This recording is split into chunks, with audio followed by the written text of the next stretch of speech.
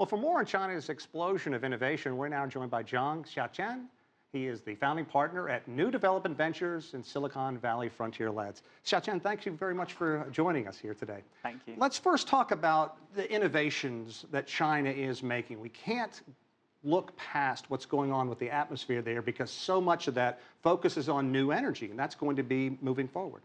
Yeah, and as for innovation in China is becoming really booming in the recent years. This actually just can go back to the 11th five-year plan, and then all those things being done or prepared by then. And now is really the time everything just start to just booming. And you can see that for the no matter it's the smart manufacturing or the clean energy or is the fintech and all field just started to accelerating. And I was doing some research on BRICS, and to me it was fascinating how far ahead China is on renewable energy. Talk about some of the innovations that are out there. Sure, and when we just look at all the what drives clean energy, and this we start from the government budget. Then we also just look at VC money and also the big corporation and the state mandate, and everyone just put within a very short period of time that China wind energy, solar energy, all wind energy become world number one and solar become number two. So all they becoming within very short time it happened. In your job, you wear a couple of hats, but to me it's really fascinating. You connect innovative ventures with investment opportunities. What has your attention moving forward? Yeah, when we just look at investment, we look at trends. We also look at the readiness.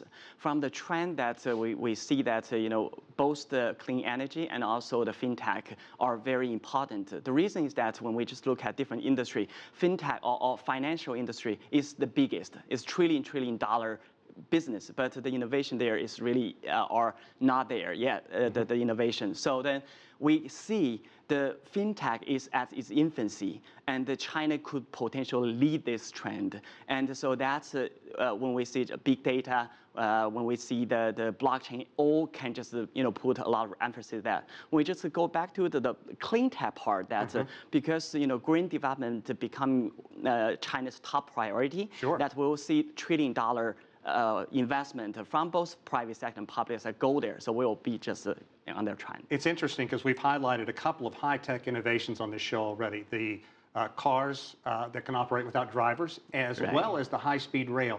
Where is China leading the way in global innovation right now?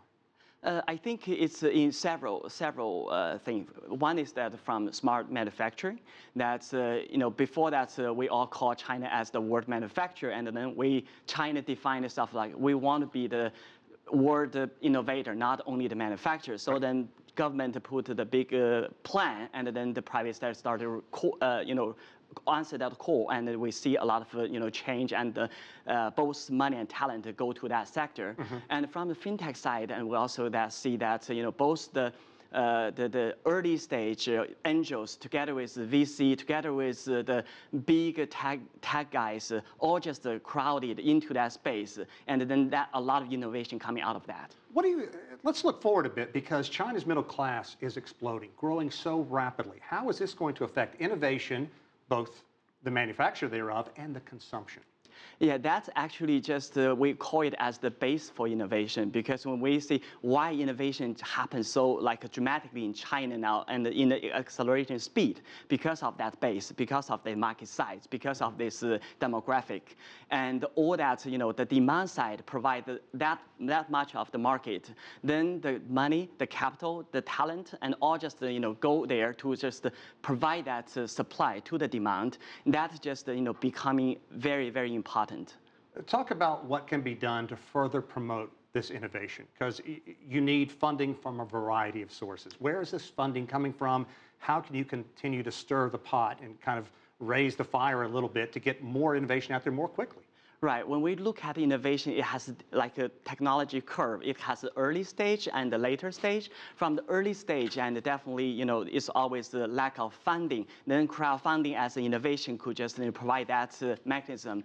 And then the late and angels from the later stage, and also R&D from the government From last year, that the government put $200 billion to R&D, and that is the early part. From the later part, a lot of innovation happened in the banking sector, in the traditional VC sector, and all actually joining force to just one goal.